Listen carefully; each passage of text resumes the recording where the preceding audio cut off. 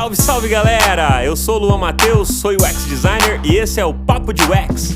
Você já refletiu sobre o que realmente significa alcançar o craft perfeito no design? Será que é sobre dominar ferramentas, seguir processos à risca ou algo mais profundo? Hoje vamos explorar essa provocação inspirada em uma reflexão que circulou no LinkedIn, levantando discussões sobre o verdadeiro valor do nosso trabalho como designer. E para enriquecer ainda mais essa conversa, convidei uma pessoa que é referência quando o assunto é pensamento crítico em design. E quem motivou essa discussão pelas redes? Ele é autor do livro UX Decodificado, consultor, mentor e especialista em liderança de design e, claro, também já passou por aqui pelo nosso Papo de UX. Salve, salve, Rafael Buriti. Fala, Luan, beleza? Como é que você tá? Prazer voltar. Prazer. Tô bem, cara, graças a Deus. E que bom que você voltou, né? Quer dizer que o episódio foi bom e passou vários meses, passou anos aí, a gente não tinha gravado. Eu falei assim, preciso gravar de novo com o Buriti, né? Nesse meio tempo a gente já conversou, né? Fizemos outras trocas, outras discussões aqui que não virou podcasts, mas foram conversas muito boas e saudáveis. E eu falei assim, preciso trocar de novo com o Buriti, porque ele sempre traz boas reflexões, provocações e que tem momentos, assim, que eu gosto de trazer esses tipos de discussões, assim, que faz a gente pensar e refletir e sair do óbvio. E antes, né, da gente mergulhar aí sobre essa questão do craft perfeito, lembrar a galera aí de deixar o seu like, ativar as notificações. É muito importante, se você estiver ouvindo, inclusive pelo Spotify, deixar aí as 5 estrelas, porque isso ajuda a impulsionar cada vez mais os conteúdos que a gente cria por aqui. E se você quiser também contribuir de forma monetária, tem a nossa chave Pix, que é o e-mail pix@papodeux.com.br. No link também que está na descrição desse episódio, tem um e-book sobre as 10 heurísticas de Nielsen, também tem um e-book sobre os 300 termos de UX, e esse e-book é feito pelas minhas amigas Paula e Carol. E, Buriti, como que é pra você essa questão craft? O que é craft, na verdade, né? Tipo, a gente fala craft, o que é isso no design, assim, pra galera entender, sabe? Até alguns anos atrás, quando eu comecei a ouvir essa palavra, porque essa palavra, antigamente, no design, ninguém falava craft. Falava, faço design, faço layout, faço arte, faço tela. Aí agora tem o termo craft. O que é craft? A gente é gourmet? É um design gourmet? O que é de comer? O que é isso? Eu acho que vem com a globalização ali da gente. Assim, no Brasil a gente sempre usou bastante termos em inglês, mas isso acaba vindo com o fato de que você começa a expandir seu olho para ver outras oportunidades e discussões de design ao redor do planeta, e o termo ele acaba sendo visto em vários contextos, né? Então a gente acaba absorvendo isso, mas é o trabalho mão na obra ali, né? Fazer, né, na mão, botar a mão na coisa ali, sujar as mãos no design propriamente dito. E eu acho que é interessante, assim, você introduziu bem, porque eu acho que design, né, antes do digital e do boom do UX e tudo mais, assim, sempre foi falado como essa parte que a gente não chamava de craft, mas que é ali da qualidade visual, né? A gente talvez chamasse mais de visual, de interface, depois com o tempo. E a gente abriu a discussão para outras coisas que já existiam, que era o processo, mas a gente começou a mostrar que o valor do processo era muito grande, comparado até com a entrega final. Eu acho que esse é o ponto aqui, né? De onde é que vem o craft, onde é que ele está inserido dentro desse contexto. Mas a verdade, assim, é que, primeiro, ao longo dos anos, muita gente que era muito orientado à parte do visual ou da excelência, e essa palavra é importante aqui, né? Da excelência da entrega do design, criticou muito o processo dos últimos anos em que a gente olhou para o UX como aquele processo de construir a solução, ter o pensamento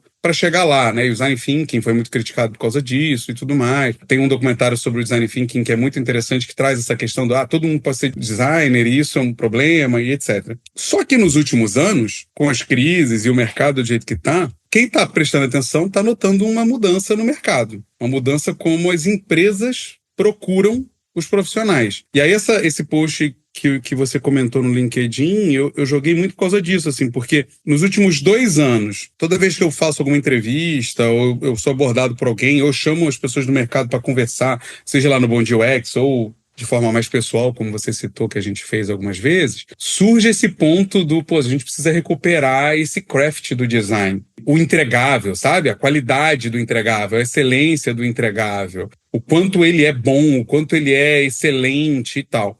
E eu tenho feito várias conversas, tanto com profissionais quanto entrevistas, em que você em alta liderança está sendo cobrado por craft. Eu falei com recrutadores em que eles me mandam referências de pessoas, essa aqui é uma pessoa que a gente contrataria para vaga de diretor, de head e tal, e é um interaction designer, é uma pessoa com uma baita acurácia visual, assim, uma perfeição visual no que entrega, que isso é parte do design. Eu lembro que há muitos anos atrás eu conversava com uma estagiária que virou minha amiga, depois eu falava assim, design é a atenção. Design é sobre o que você bota como diferencial naquilo que você projetou. Estava falando do resultado final. Qual a diferença do que você está entregando lá atrás, lá 15 anos atrás, para esse hot site que você fez, do meu hot site? É o quanto é que você teve atenção aos detalhes para o que você está fazendo, aquele carinho, No Rio de Janeiro a gente chama de bossa, né, do design. Assim, quando você bota uma bossa no design, um samba, pode variar, mas a bossa no design, que é, tá tudo igual, tá tudo parecido, mas tem esse detalhezinho aqui no botão que mostra um carinho diferente, sabe? E isso a gente falava muito.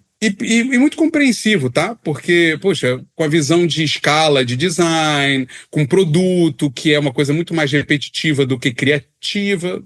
Isso é perigoso aqui, mas é muito mais. Você acaba preterindo essa questão do diferenciação, que é o que muitas pessoas discutem, do tipo, cadê a criatividade hoje, né? Todas as interfaces são iguais, todas são commodities, para uma coisa mais escalável, mais padronizada, com conhecimentos, vem da heurística, que você falou do e-book e outras coisas ali.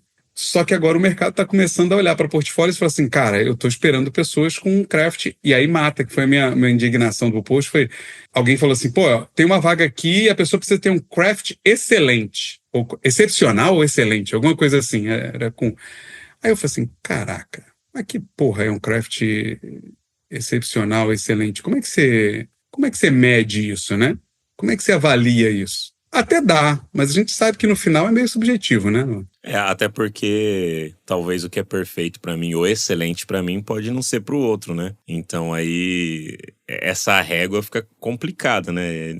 Porque aí também você pode, eu acho que é muito do tipo, beleza, talvez você pode fazer um layout excelente do ponto de vista talvez visual, que pode talvez não resultar em trazer números para a empresa, números que agrada o negócio. É complexo, né? Definir de fato assim uma parada tipo, não, isso aqui é perfeito, cara. O que é perfeito, né? O que é esse excelente ou excepcional como essa pessoa colocou, né? Se ela colocasse ainda as características para ela, falar, minha régua de perfeição é isso, tá? Beleza, talvez ficaria mais claro, mas deixar no subjetivo, aí ela vai escolher no final ali a pessoa que ela quiser, né? Na descrição da vaga, né? Do tipo assim, olha, você precisa ter um craft excelente, né? Tipo assim, cara, ferrou. Eu como candidato, falei assim, porra, como é que eu acho que eu tenho. Eu acho que eu tenho um craft excelente. Eu lembro ainda que, cara, isso há 15 anos atrás, né? Fazendo layout ainda em Photoshop, eu comparava às vezes os meus layouts de outros designers e eu achava sempre o meu uma merda, sabe? Assim, de verdade. Eu olhava e falava, nossa, cara, ainda precisa aprender mais. Nossa, por que eu não tive essa ideia legal aqui do cara, sei lá, na época que começou a ter gradientes? Nossa, por que eu não pus o gradiente aqui que ficou legal? Que dá esse efeito de luz e etc e tal. Então eu sempre olhava pros outros, tentava entender, né, qual que era o fundamento por trás daquilo, estudar design, né, pra poder melhorar o que eu tava fazendo, sabe? Mas eu sempre achava que os meus eram muito ruins, assim. Fico refletindo, nossa, eu devo ser bom de papo, né? Porque como é que eu consegui me manter na carreira durante tantos anos, assim, sem ter esse craft perfeito, assim, de olhar e comparar o meu visual com os demais e não conseguia ver. Eu sempre ficava frustrado, de fato, de olhar e falar, nossa, ainda não cheguei nesse nível, quero chegar nesse nível de qualidade, assim, mas ao mesmo tempo eu olhava pra carreira e falava, nossa, mas aí eu aprendi design, aprendi programar, aprendi banco de dados, cara, eu tive que aprender um monte de outras disciplinas em paralelo pra ir gerando mais valor naquilo que estava sendo feito e etc. Talvez eu não me cobrava tanto e conseguia continuar caminhando, meio que observando um pouco dessas outras skills. Mas como designer mesmo, olhando assim o layout, eu sempre ficava um pouquinho frustrado quando eu comparava com outros layouts, assim, que o mercado, outros designers faziam, sabe? Eu acredito que isso vem muito de uma cultura anterior, assim, quando você fala de agência, de publicidade, que apesar de terem duplas de criação, existia coisa muito individualista da criação, né? Tipo assim, eu dei essa solução aqui e tudo mais. E aí você quer ser a grande pessoa que trouxe aquela grande solução muito diferenciada. Mas a real é que a gente está tirando várias variáveis aqui dessa discussão do craft excelente, né?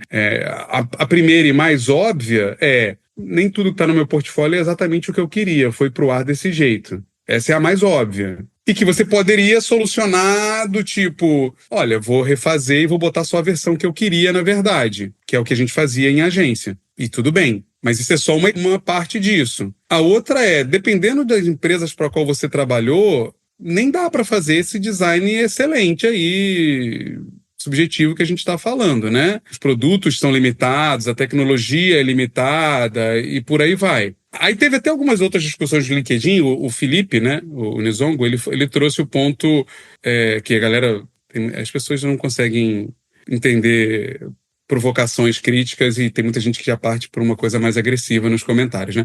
Mas ele trouxe um ponto sobre tipografia muito interessante, que eu tenho alguns pontos de vista diferentes, mas ele traz uma questão lá do tipo, olha, uma tipografia boa é assim, você faz assado, tem essas características. E, cara, existe esses conceitos, existe essa teoria.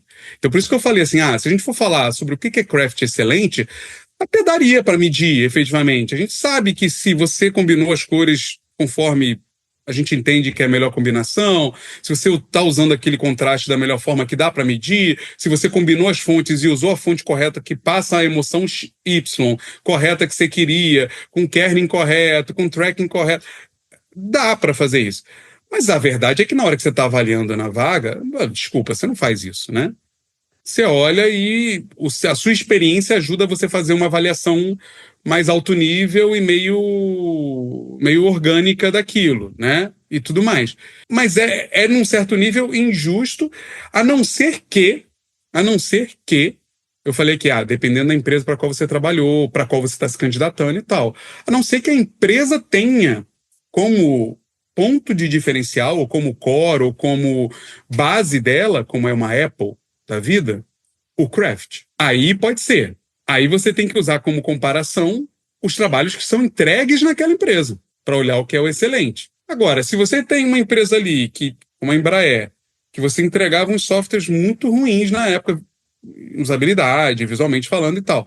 E aí você fala assim, eu quero designers com craft excelente aqui.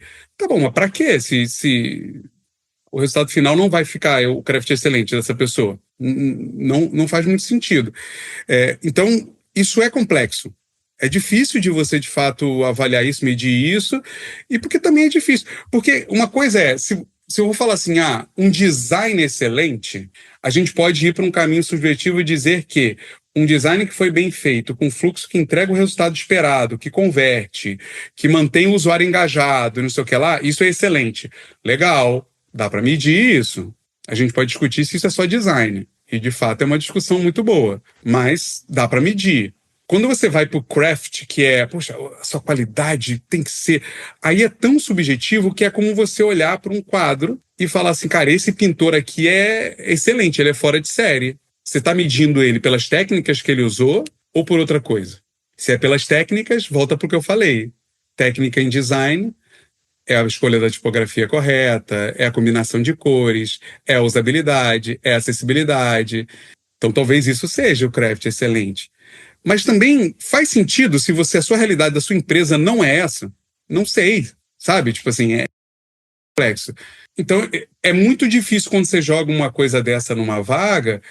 Só que, assim, ao mesmo tempo, mano, eu acho que isso é uma reação ao que a gente fez nos últimos anos, tá? E eu acho que a gente pode entrar nisso. Não sei se você tem algum comentário do que eu falei até agora. Eu tenho, assim, a hora que você foi falando, eu acho que é igual a discussão de, tipo, cara, o que é uma música perfeita, né? Marcelo D2, né? Procura da batida perfeita. O que seria uma música perfeita, sabe? Então vai ter músicos que vão trazer pontos e questionar isso. Tem um cara na internet que ele é até meio comediante, que é o Vinheteiro, né? Ele sempre, não sei se você já viu, ele trabalha no Pânico e tal, assim. Ele toca piano, e aí ele comenta sobre essas coisas, assim, sabe?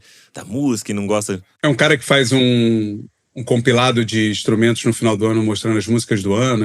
Acho que eu já vi isso, não? Eu acho que eu não vi esse vídeo dele, se tem, mas ele sempre corneta os funkeiros, critica funk e tal, assim, sabe? De forma de comédia, assim mesmo. É meio que comediante, assim, mas ele aparentemente demonstra ser um bom músico, assim, dentro do conhecimento que eu tenho sobre música, né? Talvez alguém vai falar não, é uma merda, beleza, não sei. É o meu limite de conhecimento sobre isso. E aí também é difícil, né? Você, cara, o que é, então, também a música perfeita, né? E aí o ponto um segundo ponto que é que você falou, sobre que às vezes tem limitações técnicas, sim, que é possível a gente fazer muita coisa com tecnologia, mas ao mesmo tempo tem alguns tipos de limitações. Exemplos são se você for trabalhar com algumas ferramentas internas para empresas, trabalhar às vezes com CRM, com ERP internos de dentro do próprio negócio ali, que às vezes você vai ser limitado por conta da tecnologia que foi escolhida, e às vezes não tem como você ir lá e fazer esse craft brilhoso ali. Você tem, cara, às vezes você vai ter que fazer um botão simples, não vai ter como você pôr canto arredondado se você quisesse colocar, não tem como manter a identidade da marca ali, porque é a limitação da ferramenta que foi contratada para implantar dentro da empresa, cara. E você é o designer que tá trabalhando lá e você tem que montar o fluxo de tela, e é isso que você vai fazer, entendeu?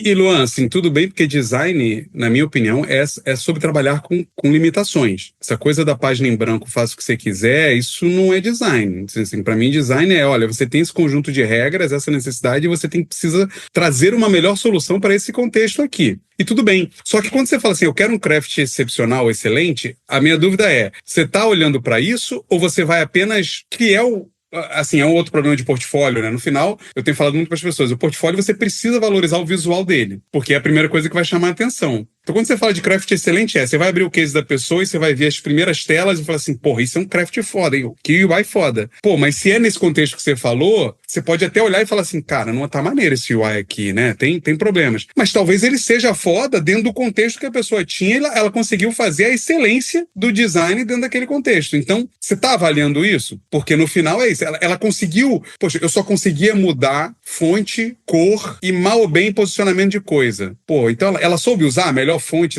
como um bom designer deveria saber? De repente é a forma que você está olhando, assim. Porque se você só fala do visual, acaba sendo uma questão um pouco mais subjetiva, que é complicada. E eu não estou dizendo aqui, como você puxou antes de eu responder anteriormente, mas tá dando resultado. Eu não estou dizendo, eu também acho que tem um probleminha, eu postei essas semanas aí falando disso, que é, a gente também se afastou demais do design, ou olhar somente para o resultado numérico da coisa. Óbvio que o engajamento, ou a conversão é mais importante para a empresa no final do dia. Depende da empresa, mas é isso que é importante. Mas se você entrega esse engajamento, não importa o quão design é merda ou não que você está entregando, você como designer não está correto também. Você precisa tentar entregar o melhor design do contexto ali possível. Esse excelente dentro do contexto, né? Então não acho que a gente pode relegar o fato de assim, eu vou fazer um design marromeno aqui mesmo, umas interfaces marromeno, um fluxo que não funciona tão bem, mas no final entregou, né? Tá dando resultado. Não é isso, não é isso. Eu tenho defendido que sim, os designers precisam voltar a olhar para o que eu entrego de valor para a empresa? E eu acho que o visual, o craft, a interface, a usabilidade também é parte desse diferencial que eu entrego. Na verdade, eu acredito que é o diferencial de fato, porque é o que o desenvolvedor não consegue fazer, é o que o PM não consegue fazer, é isso que você entrega diferente dos outros. Aí alguém vai falar para mim, mas e o pensamento crítico? Você acha que só você, designer, tem um pensamento crítico? Não é bem assim. Pode ser que a gente esteja um pouquinho à frente, pode ser. Mas não é bem assim. Então também acho que não é para você despejar para fora. Mas quando escreve craft excepcional, para mim tem um problema, mas ao mesmo tempo me parece uma reação a isso, entendeu? Parece uma reação aos últimos anos de uma produção desenfreada de novos designers, uma entrega de muitos designers para o mercado, né, por cursos e etc., com pessoas com pouquíssima base dessa parte que é um grande diferencial de design, que é a sua capacidade de entregar um bom craft, entregar uma boa interface, conhecer a fundo isso. E eu não vou nem entrar aqui em questão de AI, tá? Eu não quero falar sobre isso agora, assim. Mas eu acho que esse pedido, quando eu faço uma entrevista lá de diretor e a pessoa pergunta, você está disposto a desenhar a tela? Para mim, a minha primeira interpretação de um ano fazendo entrevista e ouvindo isso é, gente, eu preciso de alguém que consiga entregar uma interface bem feita, não só me ajude a construir o produto, mas que o resultado final desse produto também fique visualmente diferenciado. Parece que a gente se perdeu com isso também como designer. Então, de uma certa forma, esse pedido do craft excepcional, excelente, pode ser uma reação a isso, sabe? Do tipo, cara, olha, eu tenho contratado muita gente que não consegue nem entregar um bom visual. Então, eu vou ter que evidenciar isso aqui na lista de requisitos da vaga agora também, entendeu? Essa sua fala me fez refletir, porque eu já vi, assim, a galera manda, às vezes, tipo, né, portfólio, coisas pra olhar, assim, e tudo bem quem tá no começo, zero problema sobre isso, sabe? Mas de coisas, tipo assim, cara, não tá alinhada a parada, sabe? Tipo, o negócio ali tá torto. Cara, e você bate o olho pra, tipo, cara, eu não sou o melhor designer do mundo, mas tem coisa da parte visual assim, cara, que o nosso olho vai ficando treinado nisso. Então, qualquer coisa que eu ando na rua e eu vejo que tá torto. Aqui em casa, que tem as espumas aqui pra abafar o som, que eu colei um pouco torto. Isso eu olho todo dia pra isso, me dá um incômodo, sabe? Tipo, que é só uma espuma, tá ligado? Que ninguém vê, só eu vejo. Me incomoda. Agora, você imagina uma tela lá que tem 2 cards e um card tá meio torto, puxado pra um lado, outro puxado pro outro, cara. Então, talvez também tem esse ponto aí que você trouxe, né? De talvez, como você falou, tem muitos designers e às vezes talvez o perfeito que ela esse excepcional que a pessoa colocou, pode ser até o arroz com feijão, cara. Talvez não precisa ser. Pode ser só por. Cara, a pessoa não consegue alinhar. Eu preciso que ela entregue pelo menos as coisas alinhadas, não torta, com uma fonte que combina, não 30 milhões de tipografia no mesmo layout. Talvez é só esse básico que ela tá chamando de excepcional. Porque as pessoas estão entregando tanta coisa de qualquer jeito, faz lá o layout de qualquer jeito, que é isso. Sei lá, eu tô supondo aqui, tá? Pode ser um grande grito desesperado do, mano, eu tô cansado de abrir portfólio em que fala todo o processo, mas a interface é horrorosa. Pode ser um grito sobre isso. E aí a gente talvez possa relevar o fato de algumas vão ser aparentemente não boas por causa do contexto. Mas tem outras que poderiam ser boas e não são boas, mas a pessoa fala assim, mas eu fiz a persona, eu fiz a pesquisa, eu fiz tudo isso e tal. Cara, mas o teu trabalho também é entregar essa interface no final bem feita, cara. E se você não conseguiu fazer do jeito que você queria, talvez explicar o porquê que você fez desse jeito, assim. Então talvez seja um grito desesperado, assim. Mas eu acho que a gente, infelizmente, ou felizmente, ou sei lá qual o adjetivo aqui, o advérbio, a gente está tentando encontrar o equilíbrio agora disso. Até porque, aí fala da AI, com a questão de inteligência artificial, o questionamento sobre, e você vai ver isso aos montes no LinkedIn, defendendo e outros não defendendo, que é, mano, com a AI agora você não precisa mais saber fazer tela. Aí começa a aflorar mais essa discussão que é, legal, mas assim, a galera tá pedindo. Que coisa curiosa, né? As vagas estão pedindo. Então, vai lá fazer com a AI. Mas se eu não preciso, então eu vou usar a AI. Eu não sei fazer nada de UI, vou fazer minhas pesquisas, vou definir isso aqui, e a AI vai entregar o UI para mim ali, o Visual Craft perfeito para mim. Será que é tão simples assim? Se você não souber nada do que é um Visual e um Craft perfeito? Não, mas ela vai ter todas as configurações, ela sabe exatamente o que é um... será? Não sei. Mas talvez por isso, inclusive, essa discussão acabe aumentando agora. Porque e mesmo assim, tá? Isso aí é um ponto do que eu acredito até esse momento, porque daqui a 6 meses eu sei lá o que vai ser uma AI. Mas o que eu acredito também é, beleza, vão assumir que designer não necessariamente precisa mais fazer o visual, o craft, porque as AIs vão resolver isso. Como se existisse uma AI mágica que fizesse tudo. Mas vamos lá, as AIs vão fazer isso. Você acha que a empresa... Não estou falando de uma menor, uma empresa grande em que ela põe o visual como grande diferencial dela, como a Apple da vida, né, e etc. Ela não vai ter alguém para conferir essa entrega final da AI, para entender se ela está refinada ao ponto do que precisava ser feito? Quem que vai ser contratado para fazer isso? A gente pode ser catastrófico. Não, Buriti, vai ser outra AI que vai fazer isso. Tá bom, mas assim, até o momento somos nós que fazemos isso. Agora, se não é isso que você acha que faz mais, então vai fazer outra coisa. Porque aí é muito mais produto do que design, então. É complexo.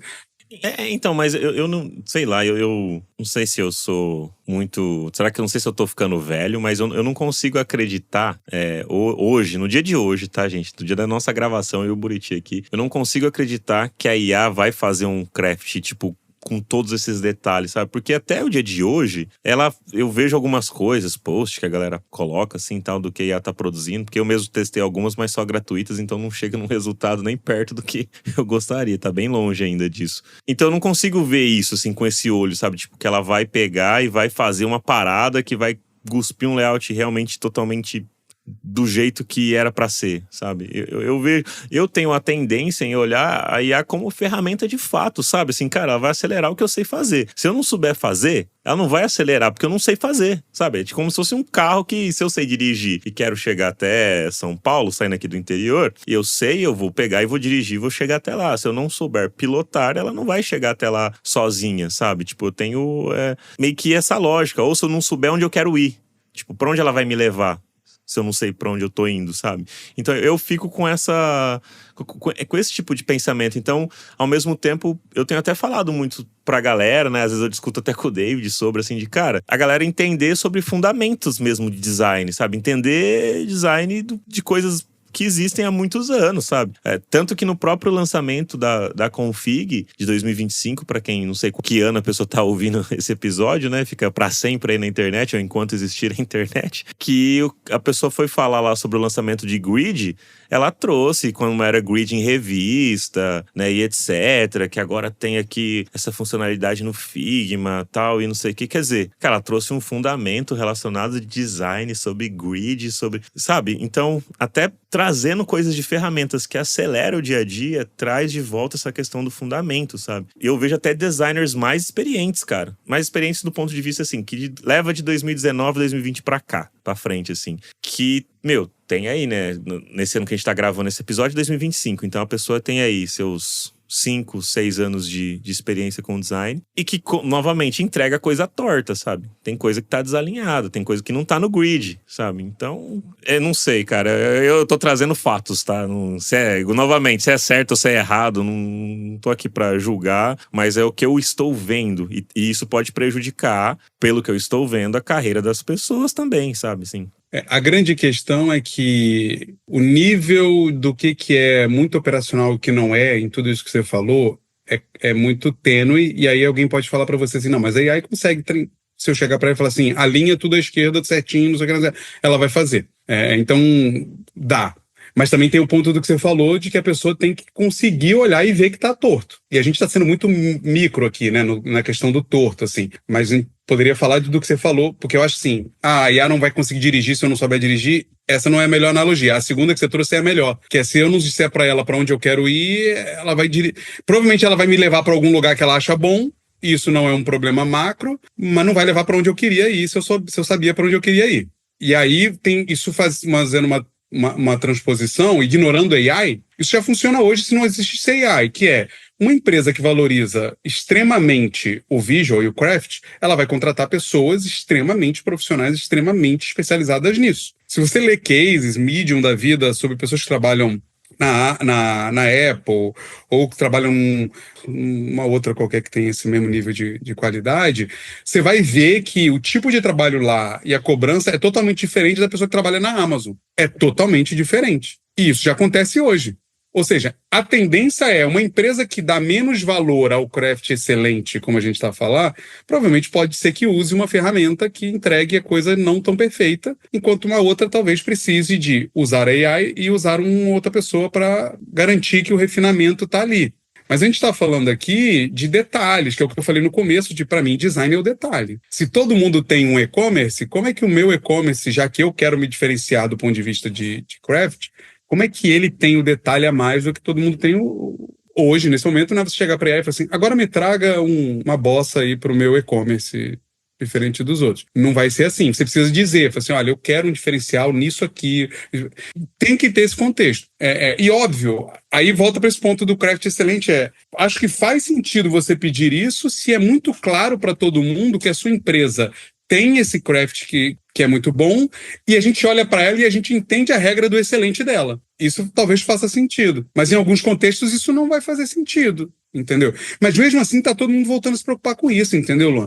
Eu acho que em grande parte é porque da forma como houve, e isso é muito perigoso agora que eu vou falar, mas assim, da forma como houve migração e entrada dos designers, muito se perdeu no discurso do você não precisa saber design, você pode vir aqui fazer o processo. E você olhava para os cursos, toda a parte do craft era, se não o mesmo tempo de dedicação que a parte de pesquisa e definição, ou às vezes menos, às vezes menor. Eu acho que isso, uma grande coisa, pode ter trazido uma qualidade menor. E não estou dizendo que as empresas sabem o que é qualidade. Não, talvez elas só estejam entendendo que a qualidade não está boa. E aí vai lá e escreve craft excelente, assim. E essa discussão é sobre como é que eu olho para o que eu estou trabalhando agora, para o que eu entrego, e eu entendo se eu estou entregando um bom craft. Esquece a palavra excelente, porque eu acho isso bullshit, eu acho isso babaquice, que é perfeição, não existe isso. Não existe isso. Mas eu estou entregando, eu tenho consciência, eu sou consciente sobre o design que eu estou aplicando. Eu olho para um design, como você bem falou, eu fiz algumas mentorias que eu vi isso, assim. Eu olhei para a pessoa e falei assim, olha, você está vendo aqui que o botão de voltar, porque era uma aplicação, um app, um aplicativo, e tinha um botão de voltar num ponto e no outro o de para em frente, o next. Mano, eles não estavam alinhados no topo, tá ligado? Um tava 2, 3 pixels para baixo do outro. A design que eu tava mentorando, ela não conseguia ver que tava desalinhado. Aí eu acho que é um outro problema, porque uma coisa é ela passou desapercebida e você traz o ponto, ela olha e fala, putz, vacilei aqui. Outra coisa é a pessoa nem enxergar que estava desalinhada. Aí eu acho que é um outro problema na minha visão. E a gente tá falando, Luan, assim, mais ou menos, muito micro, do botão voltar lá em cima. Mas é só botar na ferramenta alinhar ao topo, tá ligado? Os dois elementos que você não vai ter esse problema, por exemplo. Então, mas como é que ela vai usar essa função da ferramenta se ela não sabe que precisa ficar alinhado? O motivo de ficar alinhado, se ela não conhece esse fundamento, ela não vai... Como é que ela vai operar essa ferramenta? Esse é o ponto, assim. Esse é o ponto, que é a escolha consciente. Porque o problema é você não ter... Você, como designer, você consegue olhar que você tem uma escolha consciente sobre o que você está entregando, né?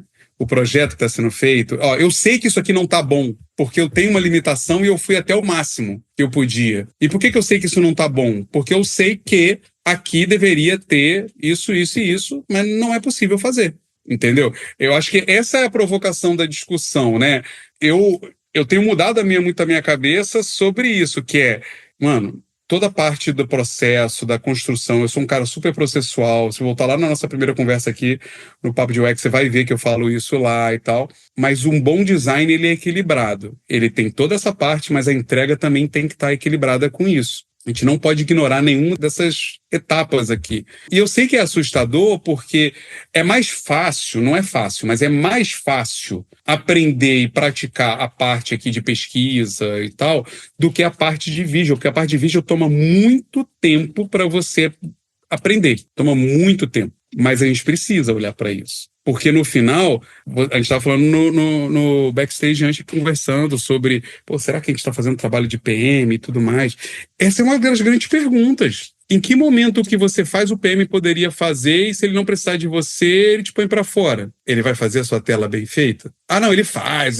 Então, é porque a empresa não valoriza. Aí é outra história. Mas se a empresa precisa de um design bem feito, você está entregando o design bem feito? O design bem feito não é entregar só relatório. Também tem isso, mas não é só isso. É conseguir materializar aquela solução. Seja ela visual, interface, né? Interface. Então entender isso é interessante, assim. Aí, eu sou contra essa coisa do craft excelente, perfeito, no pedido, mas eu também entendo que pode ser essa reação, sabe? Ó, galera, se liga nisso aqui. Se liga nisso aqui. Não dá mais para ignorar. Você começa a observar que design não é isso tudo que a gente tá conversando aqui. Design não é uma profissão simplória, né? Tipo, como talvez as pessoas pensam assim, você é uma pessoa designer aqui porque é mais fácil do que programar, talvez, porque algumas pessoas, né, tipo... eu mesmo, por mais que eu já tenha programado, feito muito código, assim, não é algo que eu goste de fazer, assim, de falar, pô, sentar e ficar o dia inteiro codando. Eu fiz isso um pouco de front, talvez eu goste um pouco mais, assim, front-end mais me agrada. Mas a gente começa a observar e falar, cara, fazer design é difícil, é complexo, né? É uma profissão como outras, né? Talvez, não sei. Será que foi essa questão que você falou, tipo, muitos cursos, muitas coisas tiveram que vender de forma muito rápida, talvez por conta de 2020 ali, da pandemia, e aí fez com que as pessoas achassem que, tipo, não, trabalhar com design é mais fácil, então vamos aqui, vai dar dinheiro, e não sei, eu não sei o que foi, cara, mas talvez, porque nessa discussão me fez pensar sobre isso, assim, falar, pô, cara, design é difícil, cara. Tipo, não, olha assim e fala, mano, mas é possível, né? Tem muita gente trampando e tal, mas é difícil fazer uma coisa, um bom trabalho, não é sentar e sair fazendo. Pô, tem muitas camadas ali de muitas decisões, de muita coisa, cara, o dia inteiro. Cara, pensa assim, pode ser que não, tá? Mas assim, pensa assim, você fazer uma boa entrevista, uma boa pesquisa, é muito difícil você conseguir olhar para uma outra pesquisa com um olhar do tipo como você citou no começo, quando você olhava as interfaces de outras pessoas. Dificilmente você vai olhar para uma pesquisa de outra pessoa e falar assim, caramba, eu queria ter feito a pesquisa desse jeito, igual essa pessoa fez, incrível aqui. Você vai olhar, de repente, assim, eu queria ter feito um teste de usabilidade, como ele fez, eu não pude fazer e tal.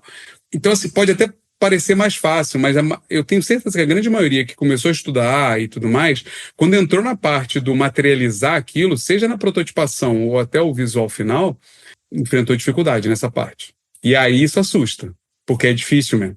Porque você começa a ver as entregas das outras pessoas. Você começa a ver os outros trabalhos, e aí você fala assim, caraca, mano, eu não consigo isso aí não, ainda, né? Você precisa tomar um tempo ali. Mas eu acho que todo mundo sofre isso, tá, Luan? Muita gente vai fazer desenvolvimento achando que é fácil, assim.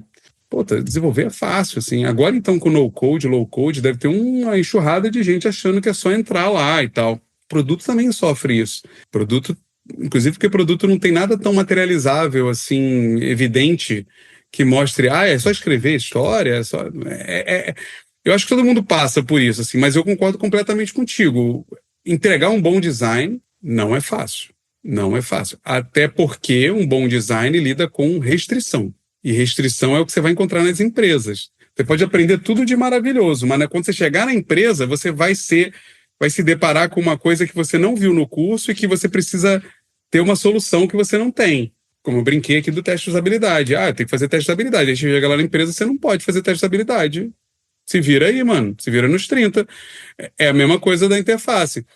Eu quero usar o Figma, mas chega na empresa, rapaz, aqui não pode Figma não, aqui não pode Figma não, aqui não pode Design System, aqui não pode...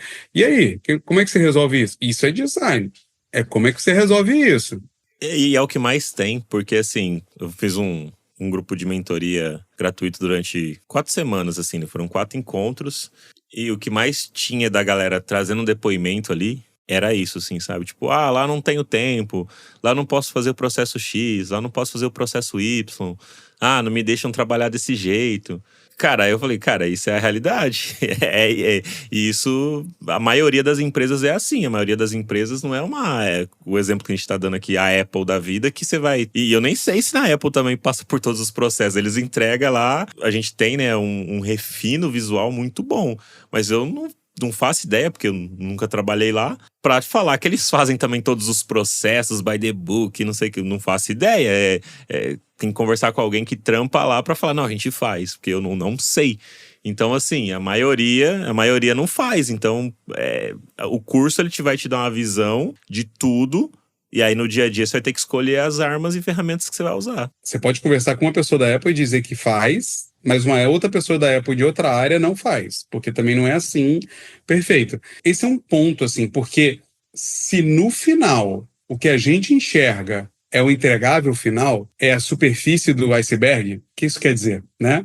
Será que quando você entra numa grupo de mentoria desse, né, uma mentoria em grupo como essa, e a gente sente isso há anos já, inclusive a gente faz isso, mas há anos, reclamando de que não me deixam, e eu sempre falo assim em aula, eu falo assim, cara, deixa eu explicar um negócio, ninguém vai dizer para você, faça uma pesquisa, a pessoa vai dizer assim, entrega isso aqui para mim. Como é que você vai chegar lá? É você que sabe como vai chegar lá, e você vai dar o seu jeito de fazer. E ainda coloca um prazo, né? Entrega isso pra mim em 2 semanas.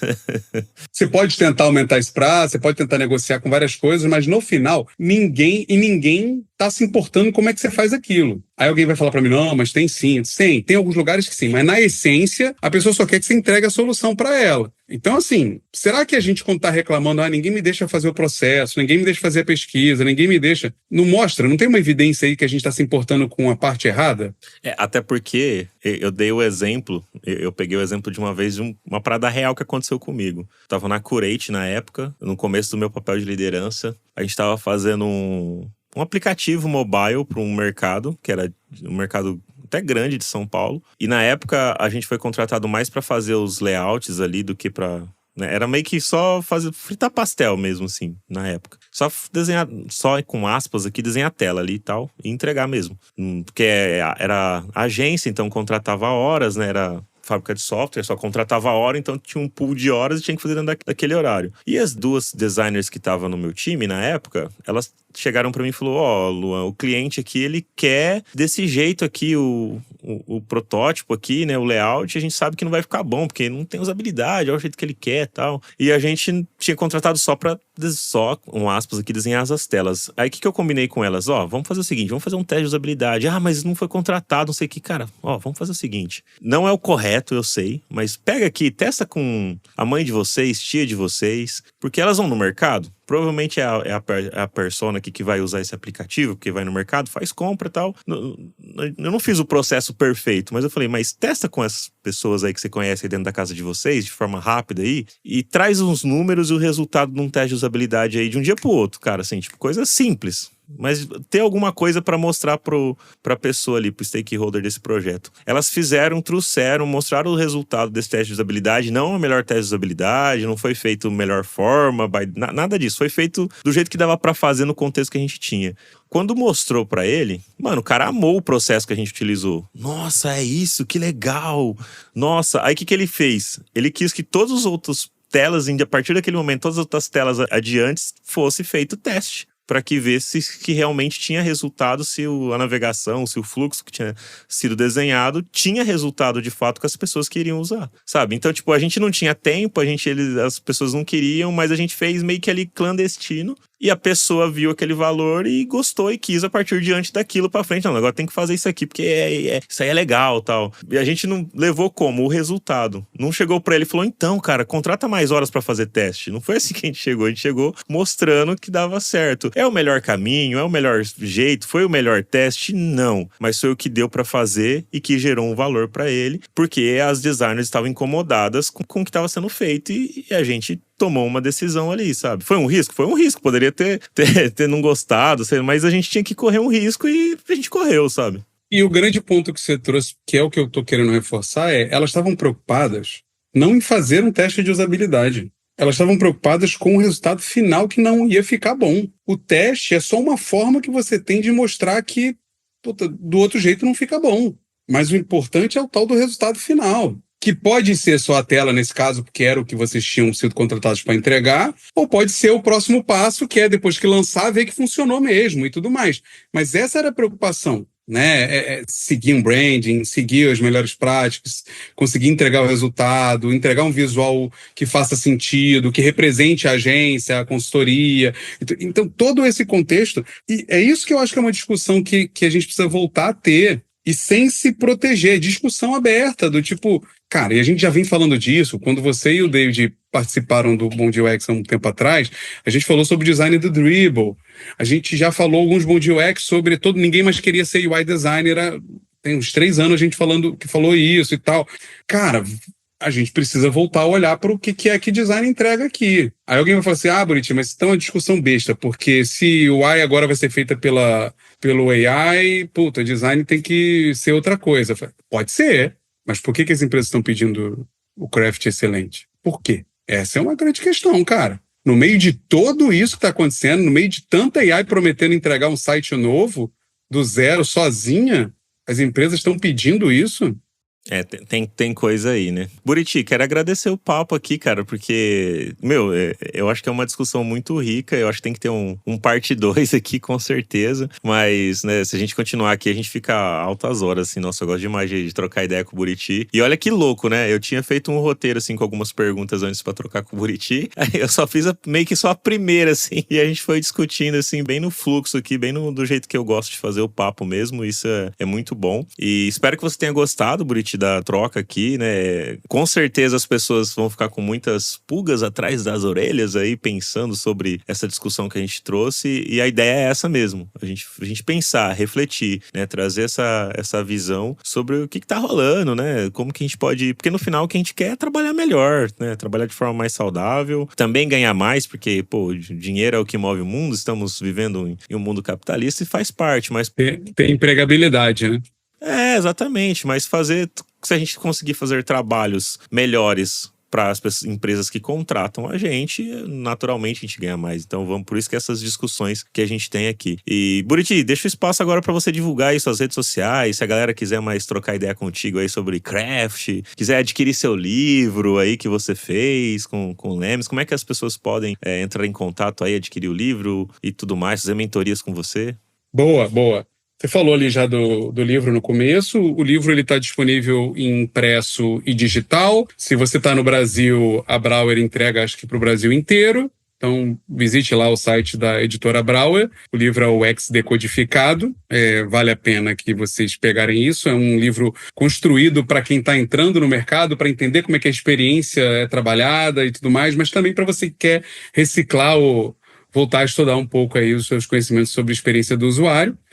Se você não está no Brasil, qualquer outro país, tem a versão digital na Amazon, que também possibilita que você compre aqui na Europa Amazon Espanha, Amazon UK e por aí vai, você consegue comprar também. Ouça a gente lá no Bom Dia UX, toda quarta-feira, não toda, porque a gente tem dado algumas férias assim, mas quartas-feiras ao vivo, 8 da manhã no Brasil e meio-dia em Portugal. A gente está sempre com um convidado. Esse ano a gente tem trazido discussões sobre inteligência artificial, trazendo pessoas de diferentes contextos para falar disso. E eu tenho um programa de mentoria com o Daniel e o Bruno. Se vocês quiserem, me sigam lá no Instagram, onde eu tenho voltado a publicar coisas, no LinkedIn, Rafael Buriti, com Y no lugar do I final. É só seguir em qualquer rede que vocês vão ter lá, e o programa de aceleração de carreira com o Daniel e com o Bruno. Cara, muito bom. Muito obrigado, cara, mais uma vez por ter aceito essa troca. Espero que a galera que esteja nos ouvindo também tenha curtido bastante. Eu curti demais, né? Pô, de verdade, eu sempre gosto de trocar ideia contigo. Quando vier pro Brasil, dá um salve pra gente se encontrar, seja em São Paulo, seja em qualquer outro lugar aí, pra gente tomar um café juntos aí e fazer papos. Estarei no final do ano pela UXConf. Boa, perfeito, perfeito. Eu vou colar por lá também, então a gente vai se trombar lá no evento, vai ser muito bom, cara. E é isso aí, galera. Lembre de deixar o seu like, ativar as notificações, isso é importante para engajar cada vez mais os nossos conteúdos aqui do Papo de UX. E você também pode pegar o link desse episódio, compartilhar lá no LinkedIn. Coloca lá o que você achou dessa discussão aqui sobre craft, ser perfeito, o que é ser excelente em craft e tudo mais. Então, coloca lá, vamos estender essa discussão, né? Começou no LinkedIn, veio pro podcast, volta pro LinkedIn e a gente continua fomentando cada vez mais. E no final, cara, a gente não quer ter razão de nada, a gente só quer discutir, trocar ideia, conversar e fazer amizades por aí. É isso, valeu e até o próximo episódio.